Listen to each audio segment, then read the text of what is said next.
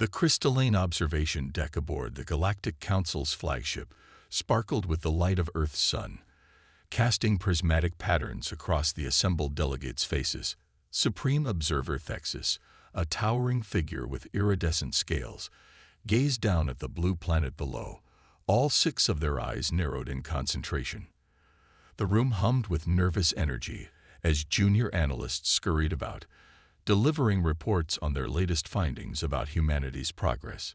Impossible, Thexus muttered, their scales shifting from deep purple to anxious green. They've achieved quantum tunneling already. Dr. Zara Rhodes stood in her underground laboratory at CEO Arnon, unaware she was being watched by beings from beyond the stars. Her dark eyes reflected the holographic display, showing successful quantum entanglement at a scale previously thought impossible. The breakthrough would revolutionize computing, energy production, and possibly even space travel. "We did it," she whispered, her hands trembling slightly as she recorded the results. Across the room, her colleague Professor James Martinez looked up from his own console, his weathered face breaking into a rare smile. High above, Thexus turned to address the Council's Emergency Assessment Committee. "Esteemed colleagues, the humans have exceeded all projected development timelines. At their current rate of advancement, they will achieve faster than light travel within 5 years." The chamber erupted in concerned murmurs. Counselor Vex, a being of pure energy contained within a crystalline matrix, pulsed with alarm. "Impossible. Our models indicated they were at least 50 years away from such discoveries." In Tokyo, Admiral Kenzo Tanaka stood before the United Nations Security Council, his military uniform crisp despite the late hour. "The quantum breakthrough in Geneva changes everything," he declared, his voice steady but intense. "We can finally build the defense system we've dreamed of." The Security Council members shifted uncomfortably. They gathered in secret to discuss the implications of Dr. Rhodes's discovery, knowing it would alter the global balance of power forever. Aboard the flagship, Thexus displayed a holographic timeline of human advancement. "Look at their pattern of innovation, from stone tools to quantum physics in mere millennia. No other species we've encountered has shown such rapid development." "Then we must act now," declared War Minister Krax, their metallic exoskeleton clicking as they stepped forward, "before they become too powerful to contain." In Geneva, Zora worked late into the night, refining her calculations. The quantum field stability had exceeded all expectations, opening possibilities she'd barely dared to imagine. Her phone buzzed. Admiral Tanaka, requesting another conference call. "The military implications make me nervous," James admitted, watching her reach for the phone. "Maybe some discoveries aren't meant to be rushed." On the flagship, Junior Observer Nixus, barely out of their education phase, dared to speak. "Perhaps we should attempt contact. Their art, their music, they're capable of beauty as well as advancement." "Beauty?" Krax scoffed. "They spend more resources on weapons than art. Need I remind you of their numerous wars?" Thexus raised a hand for silence. "The question before us is simple. Do we act now, while we still can, or risk allowing humanity to join the galactic community on their own terms?" In orbit around Jupiter, automated sensors detected the massive energy signatures of the Council ships, but their advanced cloaking technology prevented the alerts from reaching Earth. Humanity remained unaware they were being judged. Admiral Tanaka's car wound through Tokyo's neon-lit streets as he headed home from the Security Council meeting. The quantum breakthrough would change everything, if they had time to implement it. He felt a strange sense of urgency, as if they were racing against an invisible clock. Zara finally left her lab at dawn, the quantum field humming quietly behind reinforced walls. As she drove home through Geneva's quiet streets, her mind raced with calculations and possibilities. Something about the breakthrough felt almost too perfect, as if they'd been guided to it. The Council's debate raged for what humans would measure as days. Faction arose against faction, philosophy against philosophy. Some argued for immediate intervention, others for continued observation. But the patterns were clear. Humanity was advancing too quickly, too unpredictably. "We've seen this pattern before," Thexis reminded them. "The Zinteri achieved similar advancement rates.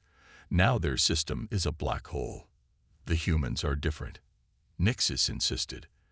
"Their adaptability, their creativity, it's unprecedented." "Precisely why they're dangerous," Krax countered. "Unpredictable equals unstable." In her apartment overlooking Lake Geneva, Zara suddenly woke from a troubled sleep. The quantum equations in her dreams had shown her something new, something impossible. She rushed to her computer, fingers flying across the keyboard. Admiral Tanaka received her message during his morning briefing. His face remained impassive as he read, but his hands tightened on his tablet. If she was right, they'd stumbled onto something far bigger than quantum computing. Aboard the flagship, Thexis made their decision. "We cannot risk another Zinteri incident. Prepare the containment fleet.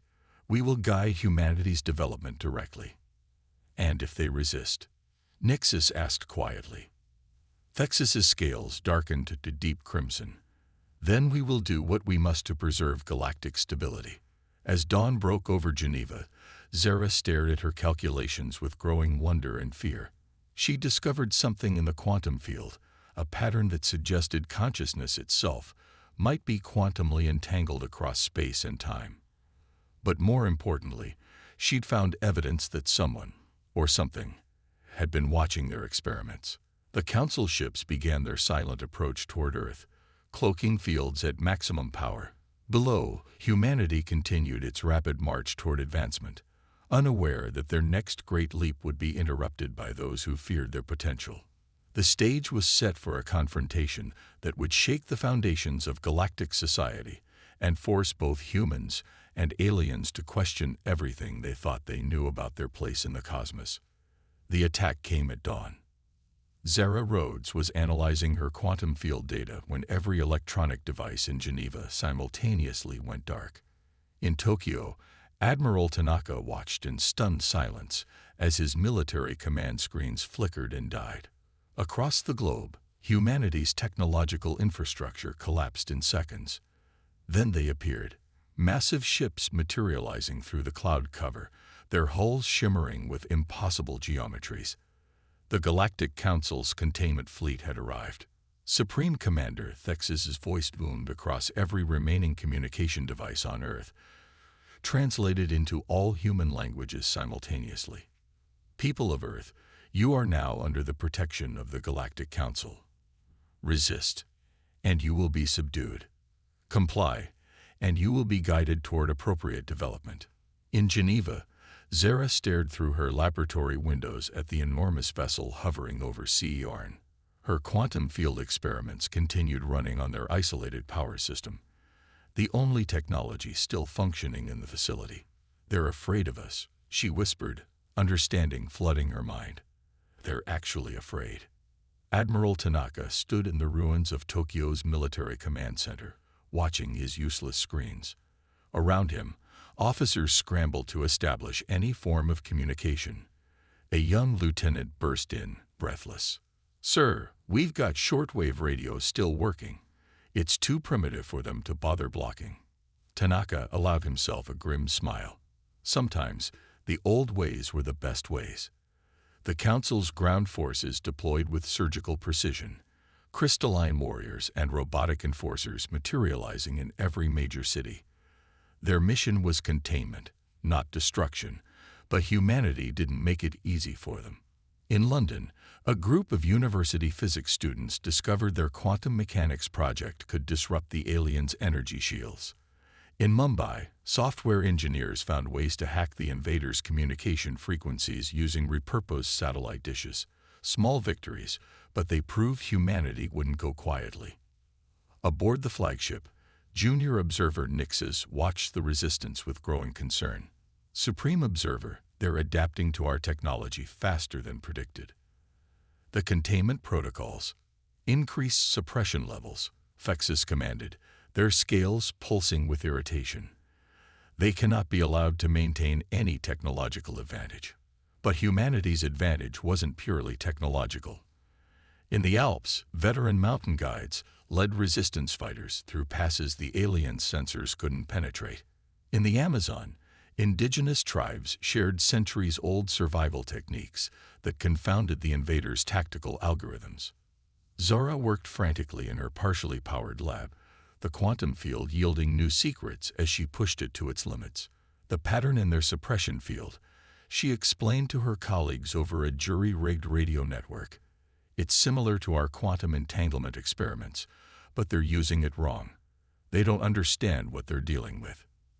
Admiral Tanaka, coordinating resistance efforts from a hidden bunker in the Japanese countryside, received her transmission. Can you exploit it? Maybe, Zora replied, her voice crackling through the primitive radio. But I need data. Lots of it. From everywhere, they're deploying their technology. Tanaka's emergency network came alive with responses. From Rio to Moscow, Sydney to Cairo, surviving scientists began feeding data to Geneva. The aliens might have severed humanity's primary communication channels, but they couldn't sever human determination. On the streets of major cities, the initial panic had given way to organized resistance. Civilians found ways to fight back against their would-be protectors. Construction workers discovered their equipment could damage alien armor. Teachers turned their understanding of physics and chemistry into weapons. Every human victory, no matter how small, was shared and adapted across the growing resistance network. War Minister Krax observed the mounting resistance with mounting fury. This is unprecedented. No species has ever maintained this level of coordination after a Class 1 suppression. Perhaps, Nixes suggested carefully, we should reevaluate our approach. Their responses suggest capabilities we didn't account for. Silence. Thexis commanded, but doubt had begun to creep into their voice. The containment operation was proceeding according to plan, yet something felt wrong. The humans weren't breaking. If anything, the pressure seemed to be making them stronger. In her lab, Zara had her breakthrough. The quantum field experiments hadn't just been about communication or computing. They had revealed something fundamental about consciousness itself. And the aliens, for all their advanced technology, had missed it completely. They don't understand, she told Tanaka over their secure channel. Consciousness, creativity, adaptation, they're all connected at the quantum level. That's why we're advancing so fast. That's why we can adapt to their technology so quickly. And that's why they're afraid. Tanaka absorbed this information in silence. Finally, he spoke. Can you weaponize it? Zara looked at her quantum field generator, its subtle glow the only light in her darkened lab. Not weapon it exactly, but I can show them what they're really dealing with. Though we'll need help from every surviving quantum research facility on Earth. As the sun set on the first week of the invasion, humanity had bent but not broken. The Council's containment fleet maintained its hold on Earth's skies, but their ground forces faced mounting resistance. In hidden labs and makeshift bunkers, humans worked to turn their greatest discovery against their would-be conquerors. Aboard the flagship, Nixes studied the latest reports with growing amazement. The humans weren't just fighting back. They were learning, adapting, evolving their tactics in real time. And somewhere in the quantum noise of their resistance, a pattern was emerging that would force the Galactic Council to confront its greatest fear. Perhaps humanity's rapid advancement wasn't a threat to galactic stability, but the next step in cosmic evolution. The real war was about to begin, and neither side fully understood the forces they were about to unleash. Underground revolution. The quantum field generator hummed in the darkness of Zara's underground lab, its ethereal glow illuminating faces from a dozen different nations.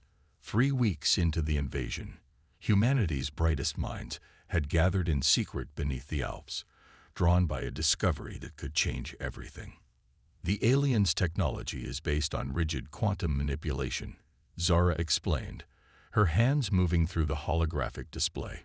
But human consciousness naturally creates quantum entanglement patterns they can't predict or control. Professor Yuki Watanabe, formerly of Tokyo University, leaned forward. You're saying our minds are naturally quantum computers. Better, Zara smiled. They're quantum evolution engines. Every human brain is constantly creating new quantum patterns. That's why we adapt so quickly. That's what the Council fears. Admiral Tanaka's voice crackled over their secure channel.